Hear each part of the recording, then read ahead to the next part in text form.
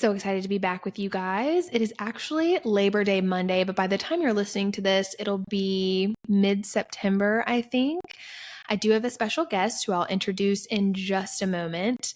But a little bit about today's episode. We're going to be talking about working women, and specifically the difference between working women who were born in 1953 and then myself, who was born in 1993. I have my special guest, my beautiful and lovely grandmother, Marsha, aka Ganna. So, do you want to introduce yourself? Hi, I'm excited to be here. My name is Marsha. Shelbie is my granddaughter, my sunshine, my first one. I learned all of my tricks and trades from her.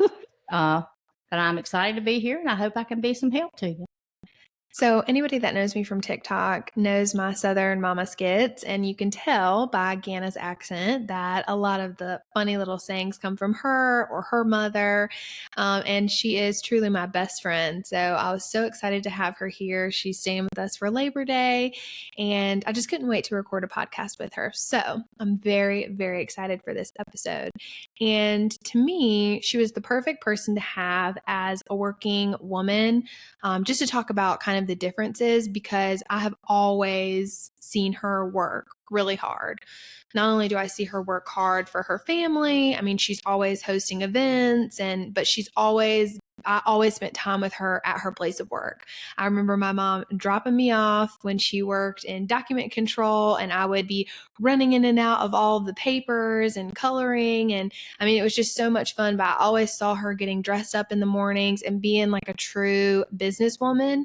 So this is an episode that's exciting for me to really hear about the progression of her career and how she ended up in certain places, because of course, when you're a small kid, things kind of seem maybe better than they really are. And I'm just interested to hear about how she ended up in the position she had and some of the setbacks she may have had, or some of the ways that it might have been easier for her then or more difficult. So with all that being said, we're going to go ahead and jump right into it.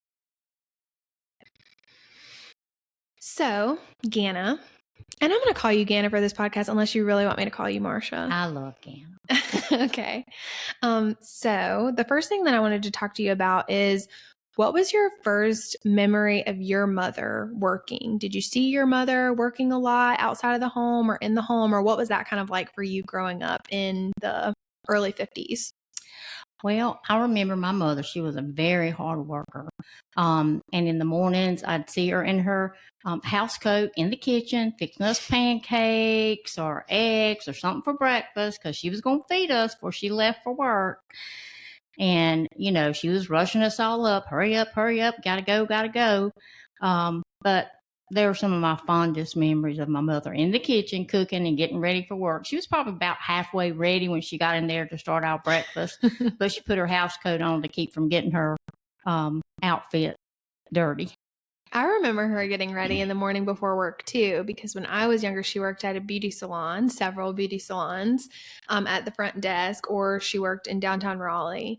And she would put on this cherry red lipstick, like the brightest red lipstick I'd ever seen, and it would like stain her lips. And she would be making her coffee and big old stack of pancakes for Papa. I remember that too. So that's funny that was one of your memories of her as well. Yep. Do you know what type of job she had when you were growing up, or did she hold multiple jobs? I do. My mother worked for Dun & Bradstreet for over 30 some years. So she worked there the entire time that I was growing up. I don't know of any other place that she worked other than when she did once she retired, she went to work at the beauty shop as a receptionist there, answering the phones and stuff. But she never had to have like two jobs at once. No. Like work. Okay, nice. I didn't know that. So from there, like, what was your first job that you had?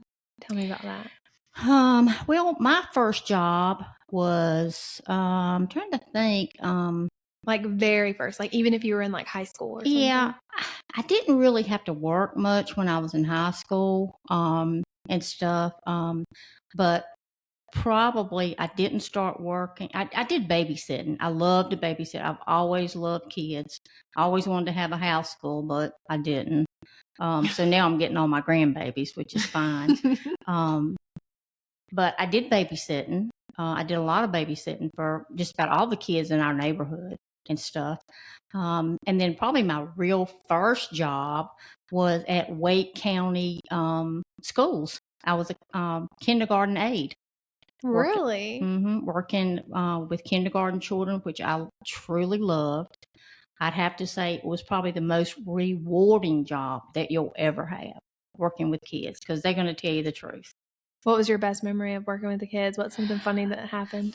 Well, I can remember one. There was a lot of funny things, but I can remember one entrance when I wore a dress to school one day, and most of the time I wore slacks because we were on the floor, we were playing, we were jumping rope.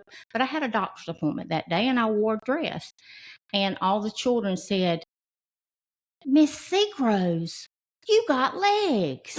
And I mean, I just thought, how funny is that? That, kids, they just saw me with pants all the time and they didn't know that I had legs because I wore a dress. So those are just kind of the things that, just kind of touch your heart, and you just love it. They love you. They just want that love, That was just a very rewarding job. I remember working with kids for a while. I worked when I was pregnant with Lila. Well, I taught dance. And then when I was pregnant with Lila, I worked at a daycare. And I was in the potty training room. And that was so fun to have like all the 2-year-olds. And they'll tell you everything. Like I remember this one little girl. We had a problem with 2 little boys that kept wrestling in the class. And we had to say, no wrestling. There is no wrestling. So we had to sit everybody down and say, there is absolutely no roughhousing and no wrestling in this class. And the little girl shot her hand up and she said, Miss Shelbie, Miss Shelbie. And I said, yes, Jacqueline. She said, my mommy and daddy wrestle sometimes with no clothes on. And my mommy says, oh my God, oh my God. I said, Jacqueline, that is very good to know. And she said, so I'll tell them that they can't do that anymore. I said, okay. And we all just laughed because they'll just tell you everything. But that was like hilarious to work with kids. And I worked with special needs kids for a couple of years as well. And that was really, really, really difficult, but really rewarding as well. Like some of the best jobs. So what was your next job after working with kids? So you babysat and then you were a kindergarten aide. Mm-hmm. How long were you a kindergarten aide for? I was a kindergarten aide probably for about 4 years. Okay. And just to put it in perspective, you had your first child when you were still in high school. When I was still in high school, I was 17. Okay. So, I mean, if you were born a couple years later, you'd be really famous. There's this show called 16 and Pregnant on MTV. they're really been in there with them. I was just watching the reruns now. That's like one of the shows that Stuart rolls his eyes, but then I'll look at him getting into it. Yeah. But yeah, so you were working these jobs and you already had a baby at that time. So was it difficult then to get childcare? You were a single mom? I was, but I was fortunate that I had a lot of support. My parents, even though they were still working, my mom would help me so much, and my Aunt Dot at that time would help me. I really never had to have childcare to pay for, which this day and time, whew.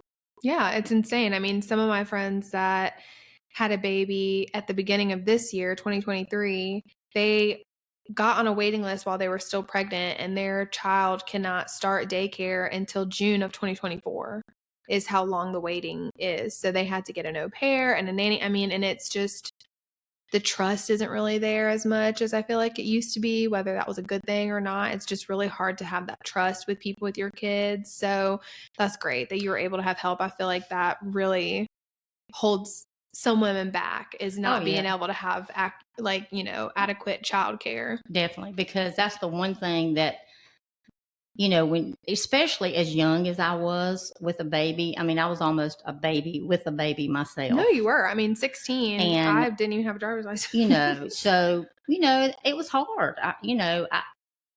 Not that I would give anything in this world for what I have today, but, if I had, and my mom was a great mom, but she wasn't one to talk about personal things. Yeah.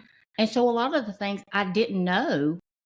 And so once I did them, I was in trouble. Yeah. So, it's just another whole story we can tell one day. Oh, yeah. We'll definitely have an episode and about talking to your kids about everything as well. And we'll have to bring you in for that one too, because I have that on my list of episodes. So make sure, ladies, whether you have boys or girls, you need to be having very serious and very honest. That's the big thing. There are no storks that are dropping babies off at your doorstep. It's 2023. You need to be having honest conversations. And I'm a big proponent of having honest conversations with your sons and your daughters. They should both know about everything, in my opinion.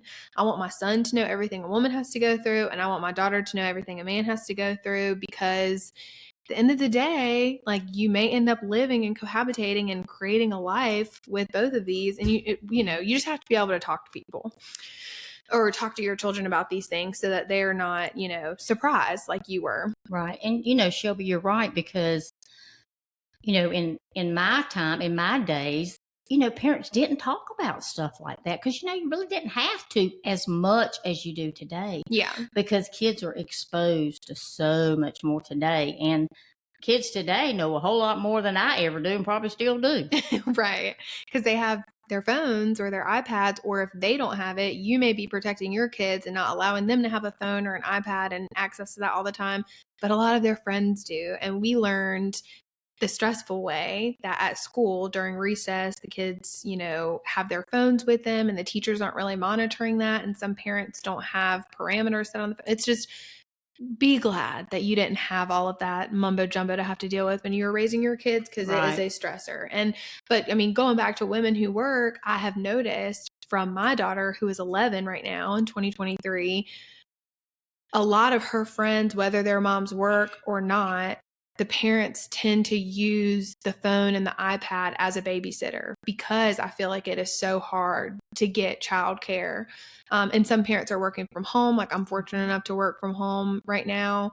But I think, when the kids are home from school, it's like they're just handed an iPad or a phone and sit in another room, and they can be on the internet looking at God knows what for hours. You don't know what's going on. So anyways, yeah, you're right. It's a whole nother conversation. Yeah. But that's definitely, childcare is huge when it comes to women's career trajectory. Being Right. able to, so were you going to college when you were kindergarten age? Did you end up going to college having a baby at 17? No, I didn't. The other thing I did was I also cleaned houses for people. And during that time, which, I mean, that's a hard job too. I took pride in my work. I took my children with me because they were young.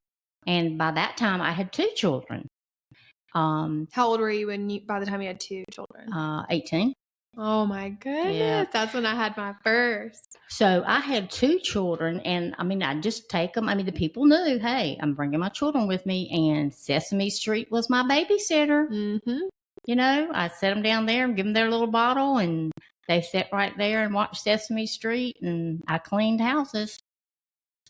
And then after that, I was, like I say, with the school system for 4 years, which was great. Like I say, it was very rewarding.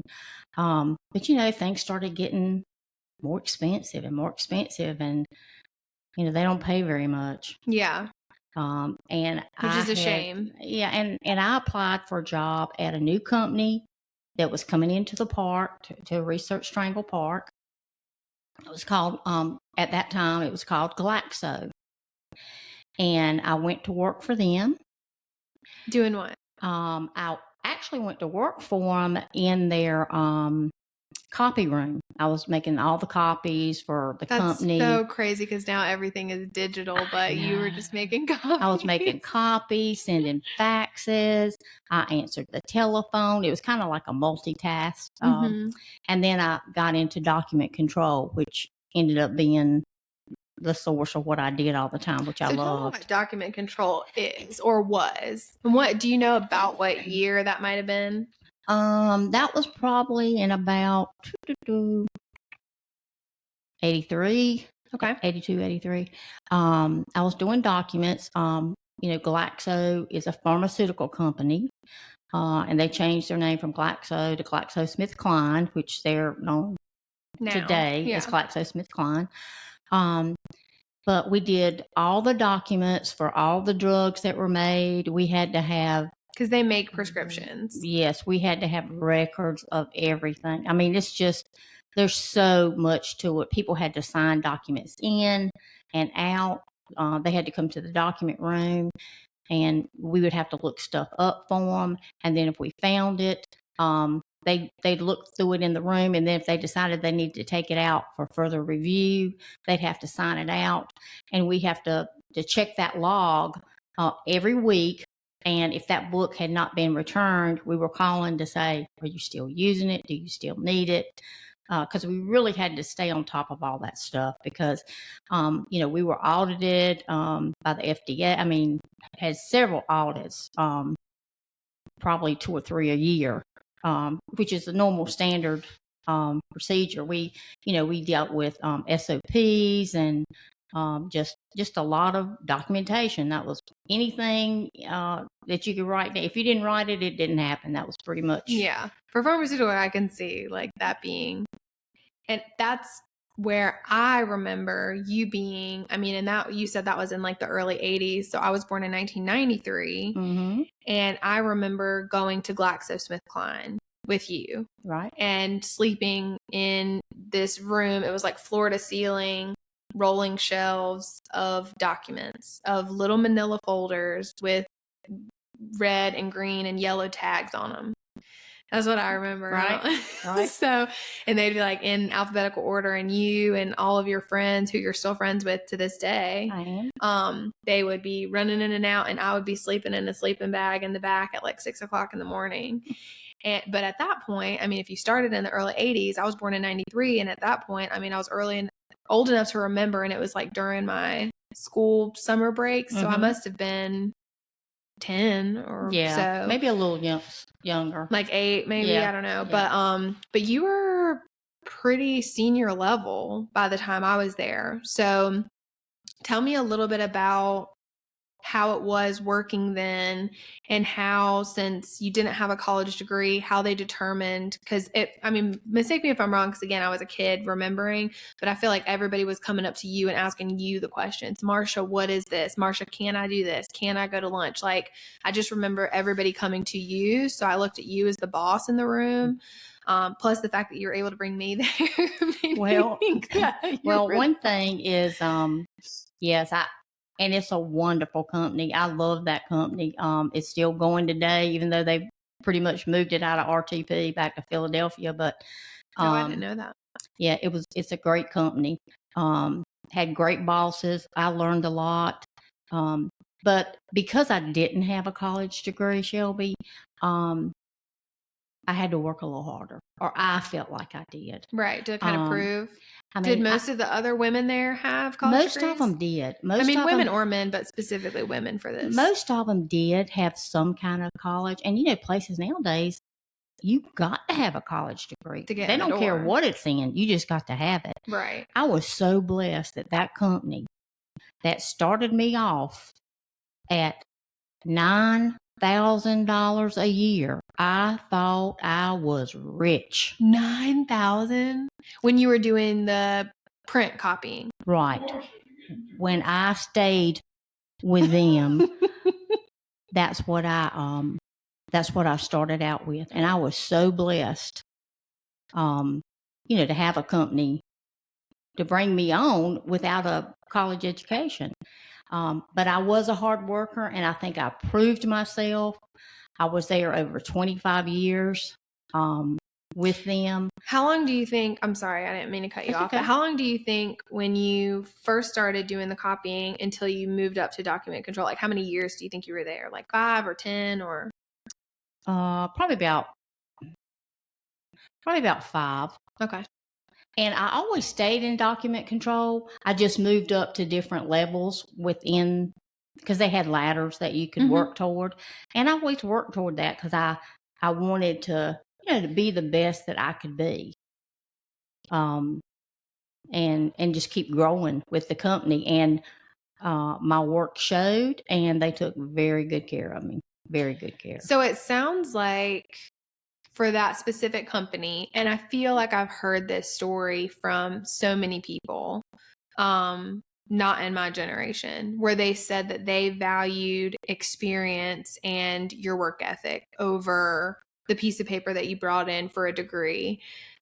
Did you feel like that was kind of the case for you as well, that when they actually saw you in a role, saw how hard you worked, you were there for X amount of years and you just worked your way up, like you said, to hit these milestones, to grow, that was kind of what they based your pay off of, your position? Yeah, I think that, and I think Glaxo was a good company for, they rewarded you for the work that you did, for your performance. And that's what I really did like about them, because it wasn't that whether I had a degree or didn't have a degree, it was if I was doing my job, if I was doing it right, if I was doing it well, and to the best of my knowledge. And I always had room to grow. You always do. With or without a degree, you always got room to grow. And I agree and feel the same way. It is a little bit unfortunate that nowadays I feel like if you've been in a role for me, for example, being, I started in the workforce in the 2010s. If you walked into a room with a bachelor's degree or a master's degree, and somebody else had been in a role for 20 years and knew a business inside and out, had been there for 20 years, working hard, proving their self. If someone came in with a bachelor's degree and you only had a high school degree, they would immediately be your boss. And they would be the ones like taking control, which is a little bit discouraging because it's kind of difficult when you put in the time and then you don't get rewarded, versus if you go to school and you might be good at school, but you might not be good at the actual role. Right. So that's always been something that was a little bit frustrating for me. I kind of wish that, because I didn't love school, I ended up doing it with your help, actually, because you helped me with Lila during that time when I went to school. You let us stay with you for those 2 years, which I've always really appreciated. I think it was important for you that I got my college degree because you wanted that opportunity for yourself, which I do really appreciate. So, families out there, help your family members if you can, because that, like, her mom helped her so that she could work with her baby, and she helped me so that I could finish my college degree and help my baby. Like, it really does. It takes a village and it makes a big difference. But I just always felt a little bit discouraged if because I knew that I was a really hard worker, and I still am, and I know that I can prove myself. But if someone has a higher degree than me, it's almost like they just pass up my piece of paper, or they just pass over my resume, which is a little bit frustrating. But well, one thing, Shelby, that's one difference between then and now. One thing that I found out too is it only takes one person willing to give you a chance to see the potential in you. That's right. Exactly. Just one person. If you can find that one person that'll believe in you and let you show them what you're capable of doing, you can shoot for the stars. I agree. I really do. And I mean, they even say that now, it's all about who you know. Make sure that when you're walking into a space, and especially as a woman, I mean, men too, obviously, but if you're walking into a space, you need to carry yourself a certain way. You need to make sure that you're showing up appropriately. You need to make sure that you're not cussing and carrying on and acting crazy. You need to be appropriate. You need to really show people, maybe not even who you are right then, but the woman that you want to be. Walk into that space, and when you're working, I've go into places and people will be rolling their eyes, guys and girls will be rolling their eyes. They'd rather be anywhere else. And I'm like, this might not be the job that you want forever, but it's the job you have right now. And why would I ever hire you for something higher up if you can't even do this? That's one thing that I've always done. I've worked some pretty low level jobs, and I always do it with a smile, and I treat every single person in the companies I work with respect, because you never know. The janitor could be the CEO of another company That's one right. day, and they could be the ones writing you a recommendation. And that same situation has happened to me before. I'm sure it's happened to you or someone you know. So that goes a long way to really show people your work ethic and come forth with your best self as much as possible. So you're at Glaxo. What did you do? How long were you there, and what did you do during that time? Or, well, like I say, I was there for 25 years, and that entire time, I was pretty much in document control. because that was really the base of everything that went in or out of the company. It was big. It was a big department. Um, we had manufacturing sites. We had to deal with all over the world. So we were sending out information. We were having to make sure we got the correct information, make sure we had the right revision of whatever was just changed. I mean, it was pretty important stuff, because it might be a drug that, you have to take one day or I have to take one day. So it's nothing to play around with. It's something that was very important. And I'm glad you did that important work. That's and right. you benefited from some I of did. GlaxoSmithKline's drugs, and they're going to think that it's sponsored by Glaxo. It's not. Really? Well, I do have to say, I just put 110% into everything I do. It's like I've always told my kids, if I was the manager of a hamburger place, it'd be the best hamburger you ever had. And it probably because would be. That's just how I am. And probably the most rewarding thing of all the years that I worked for Glaxo, and I didn't even know about this. They were having a Person of the Year award, and we all went to a seminar. And everybody just said, "Hey, let's don't forget now. We got to dress up for this seminar tomorrow." And I'm like, "We do? Why?" But I did what the you girls dressed up said. always. I remember. But anyway, at that seminar, I was voted as the best employee, and they gave me an award. It was so touching. I just cried. I just couldn't believe it. And I mean, they even read some of the notes that people had written in about me. And one of the things I remember was one of the girls wrote in, and it said, "What would Marsha do?"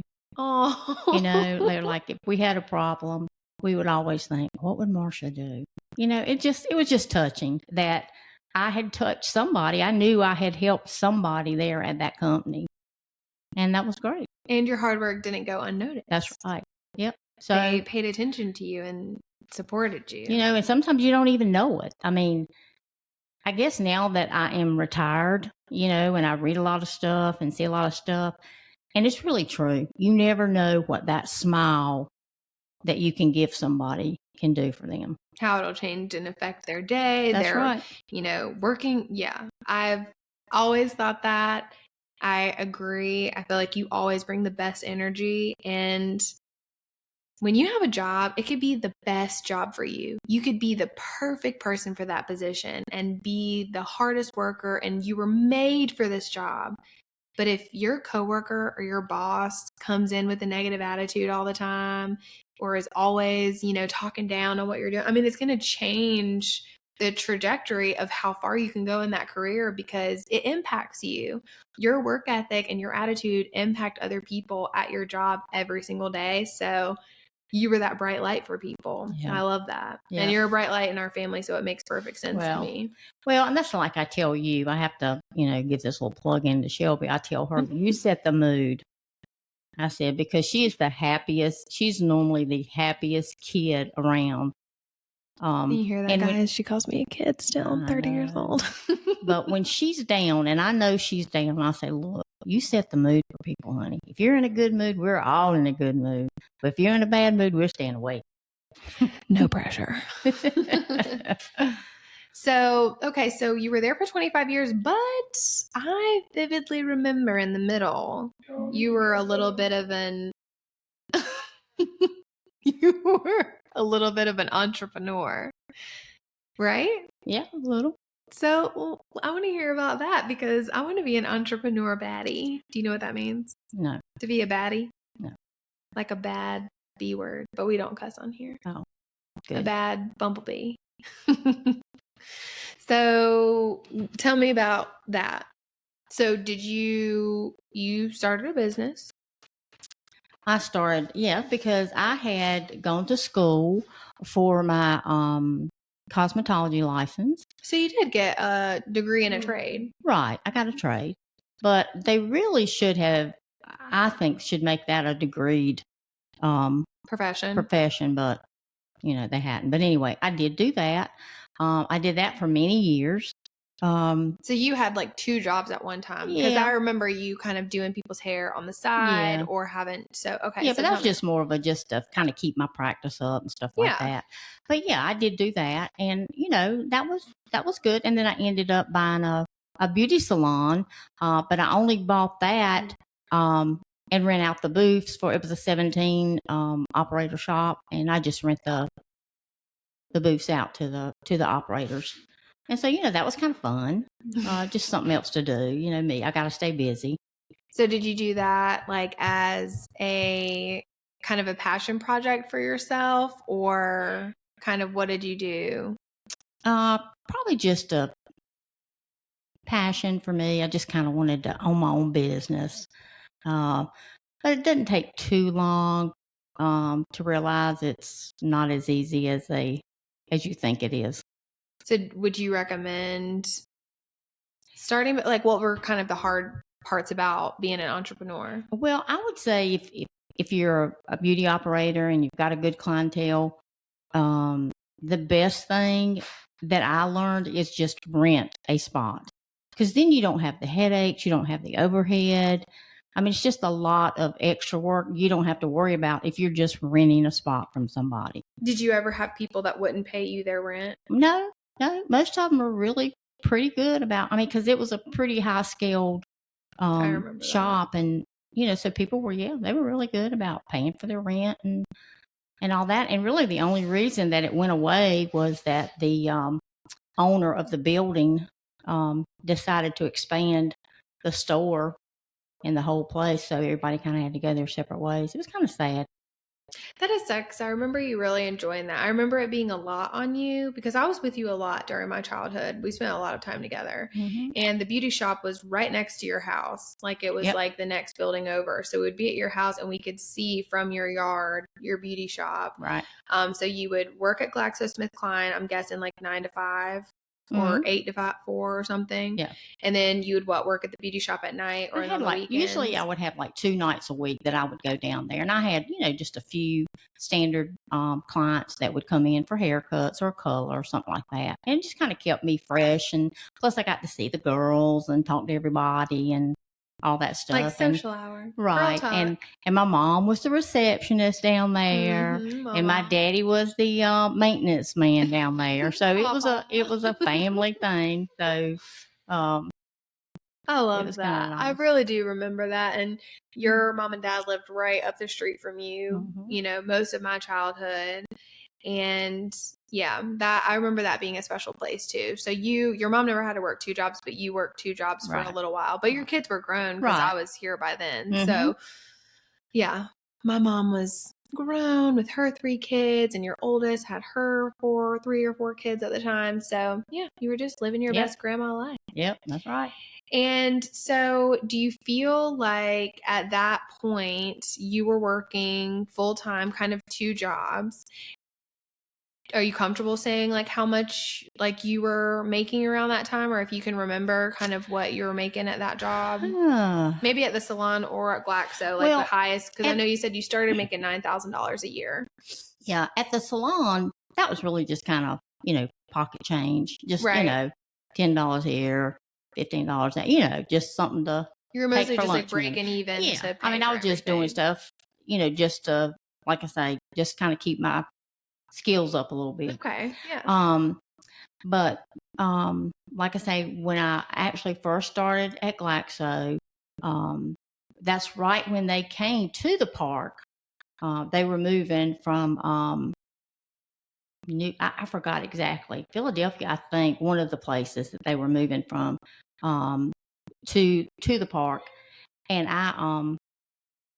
I think $9,000 is what they offered me. And I was excited because remember, I worked for Wake County Schools before that. How much do you think you're making there? And I was only making like maybe 5 to 7, something like that. It wasn't much. $1,000 a year? Yeah. I mean, so, that 2 or 3 Wow. extra $1,000, I felt like I was, woo, That is so crazy. Yeah. And then, as I grew, I mean, back then they gave really good performances and Like bonuses? bonuses. That's $400 a month if you're making $5,000 a year with 2 kids. I know. Tell me about it. Whoa. But things weren't as expensive as they were, Yeah, that's true. now. But anyway, through the years with Glaxo, they really took care of me. And actually, when I left there, I was in my 80s, 80,000 when I left. I thought you were gonna say 80 years old. I said, girl, I know you lying. You ain't turned but 70 now. So I mean that should tell you, what a good company. So you started off making $9,000 a year. Yep. And you left in what year? 2013? I left in 2012, I think. That's the year that my daughter was born. Mm-hmm. You left in 2012 making $80,000 or more. Mm-hmm. Being a little shy. Yep. So that is one heck of an increase. Yep. So they saw your potential, girl. And that's with just a high school diploma. Right. So that's incredible. So you were able to, as not really a single mom because you were married to my grandpa, who is behind us in the video. We can see. Pop around. But that's incredible that you were able to kind of grow your net worth in that way. Right. Having a high school degree and 2 kids. So do you think that having kids made it difficult for you? I know you said you had a lot of help from your family. Do you think it pushed you to work harder? How do you think that impacted your career? Well, I don't think it really impacted me. I mean, mainly when they started school was the time that I was working at the school. So it was great. I went to school when they went to school. I came home when they came home. So nice. When they were off in the summer, I was off in the summer. So during that period, it was great. It was just the perfect job to have when they were young and in school. It was great. And then by the time they were older, then you probably took on another position. But back then, I also think that you weren't working like now. I know people that drive 40 minutes one way to work. I don't think that people did that. Mm-mm. People drove maybe like 10 or 15 minutes. Yeah, it was like about a 20-minute drive for me. Yeah, because if I drove to my office, like I work remote most of the time, but if I drove to my office, it would be a 30 to 45-minute drive one way. So doing that and having your kids getting off the bus and then you'd have to leave 45 minutes early. I mean, it's almost impossible, really. So that's incredible that you were able to do all of that with kids. So what would you recommend? Like, do you recommend people trying to build their career before they have children? Do you think that having children is not really much of a factor in your career unless you have like a high pressure? Or do you think that it's just all about balance, like finding the right position for you and your family to kind of have everything balanced all at once? Well, I mean, it's kind of hard to plan a family, really. I think it's just better to let it happen. I mean, if you want kids, I say go for it. So many companies out there today, more so today than they were when I was working, really do have that balance, family balance, work load. And I think that's great. A lot of companies now have their own daycares right there. It's just, or they'll give you like, I've heard, I don't know if my company does this, but I've heard of companies giving like a little bit of a stipend for childcare, which I think that they have that same stipend for like pet care if you're going out of town or something. Mm-hmm. So it's not just for one group of people. And then if you choose not to have kids, you don't get benefits. Like, I think that they try to make it equal. The only thing that I can really think of is like the maternity leave changing. I know that when I was first starting in my career, people would get like maybe 6 weeks, 8 weeks maybe. And now it's like closer to like 16 to 20 weeks, right. Which is incredible because that transition of growing a human for 9 months, having a baby, and then being able to safely come back to work and not be worried that your career is not going to be there for you. I think that was maybe a reason that they had to extend maternity leave, is because it's hard to have childcare, your mental state refocused, you're learning how to breastfeed possibly, and like having all that readjusted in 6 weeks. that's 2 months, not even. Like Yeah. 8 weeks is 2 months. So, I think by extending that, you're just giving people that choose to have children just a much higher chance of being able to very smoothly transition back into their career and not lose all of that hard work they'd put into it, be able to do both, have a family and build a career. So I think that's incredible that businesses are starting to lean that way. That's like Yeah. one difference that I definitely have noticed. And then the college degree has definitely changed things a Right. lot. So I know that you mentioned that you're a hard worker. I'm sure that if we talk to your kids, I mean, even talking to me, I definitely have seen that in you growing up, and it has made me want to work harder and just kind of push to get myself from that 9 to Well, 80. and I think kids learn from their parents. I mean, both of my parents, my mom and dad, both were very hard workers. I can't remember either one of them ever missing a day of work. I mean, I just don't remember either one of them ever missing a day of work. And my mom was a secretary, and then moved up to coordinator with Dun& Bradstreet. My dad worked for Pepsi, and then he moved on to owning his own business. And they were He just worked for hard. Pepsi. Don't tell Stuart. He's a Coca-Cola man. Sorry. But they were just hard workers, and I saw that. And not that we had everything we wanted, but we had everything we needed. We had everything we wanted. I mean, I would say that like growing up, I felt extremely spoiled to be in the family that we were in. I mean, I would go and hang out. I mean, even at my house, like I grew up in a little trailer out in the middle of nowhere, and I had everything I wanted. Every toy. I might not have had it right when it came out. I might not have had the name brand designer stuff, but I mean, when I looked around, I had everything. And I think it is, again, goes back to what we were talking about your boss kind of setting the tone of your job. Even if you have nothing, you can make something out of it. That's right. And if you have that positive attitude and you almost know that you're worthy of having that wealth or whatever come to you, and it's like, oh, what is that one? Like, it's kind of like a joke, but it's like the man like prayed and prayed.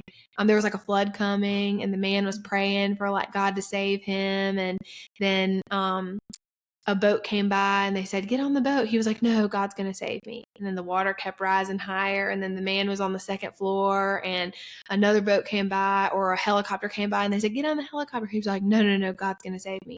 And then he goes up and he's on the roof now, and the water's all the way up to the roof. And another helicopter comes down and drops down a ladder. It's like, get on, get in. He's like, no, I'm not getting on. God's going to save me. And then he ends up in heaven because the water kept rising. And he was like, God, why didn't you save me? And God's like, I sent you a boat, a car, a plane. He was like, sometimes you just got to like accept the things that are right there. Like you got to work for it, and you got to accept what's coming. So I feel like some people kind of miss that part of it. It's like, you can sit around and feel sorry for yourself and not put in any work, or you can sit around and pray for something, but if you're not putting in the hard work, you're never going to get it. That's right. So like you said, you were kind of putting in the hard work, you were making sure that that was a priority, and you were rewarded for it. And then it doesn't help that it does help that you worked for an incredible company as well. Yeah. I feel like that made a big difference. Yep, absolutely. So if you were to change anything in your career, what would you have changed? I probably wish that I probably had gone and furthered my education maybe a little bit more. And it wasn't that my parents wouldn't have let me. I just chose a different path. Yeah. I mean, we all choose different paths for whatever reason. And the path I chose didn't include going to college at the time, which is, if you don't do it when you're younger, it's just harder to go back and do that kind of thing. So, if anybody's out there listening that is thinking about, should I go to college? Should I put it off another year or two? Go while you can. Go while you got support. Go while you got some help. Go while you're young. Get it behind you, and then you got it. Yeah. They can't take it away from you once you have that degree. Once it's yours, it's yours. They can never take it away from you. Yeah. And your education is something that is never going to really go out of style. Mm-hmm. And then what do you think is the biggest reward, if you haven't told us already, which you might have? What is the most difficult thing that you ever had to do in your career, and what is the most beneficial thing you ever had to do in your career? Kind of like the peak in the pit. Well, I'd say probably the hardest thing I ever had to do was to terminate somebody. And that's hard. I mean, Yeah. that is really, really When hard. they're like depending on that Yeah. salary and stuff And, too. but when you're in certain, positions, you got to, you got to follow the rules. It's a lot of documentation, it's a lot of work, but, you have to do it. And probably the most rewarding is being able to hire somebody that comes in and they're scared to death, and you can tell it, but you can tell that they really want this job. Mm-hmm. And it's just so rewarding to be able to say, you know, I want you on my team. Because I never said I want anybody to work for me. We always work together. I was never anybody's boss. We always work together. That's incredible. Thank you. Well, we covered everything. I Good. mean, we've got it knocked out in 45 minutes. All right. And I know Paparana's just itching for us to let him turn the TV back on. Lord, We got to do it. Lord, let him turn that He's TV been back quiet on. long enough. Long enough. Bless his heart. So on this episode, quick recap, we were talking with Marsha, aka Ganna, my lovely grandmother, who I love so much. You did incredible. You're such a natural. You're such a natural in front of the camera. You're such a natural on the microphone. People ask where I get it from, and now they know. Now they know. So on this episode, we were discussing women who work, the difference between being born in 1953 and starting a career and being a businesswoman, kind of building that from her perspective. And then we got a couple little tidbits of me from 1993 of what some of the differences are in the two different eras, kind of growing your career, growing your family, the best parts, the worst parts, and everything in between. And I think you did an excellent job. Can't wait to have you back in the next episode where we talk about raising these dang kids. I mean, really. That's another story. That's another story. And we'll have you back for that one. I'm excited. Look forward to it. Bye, guys. Bye. Thank y'all.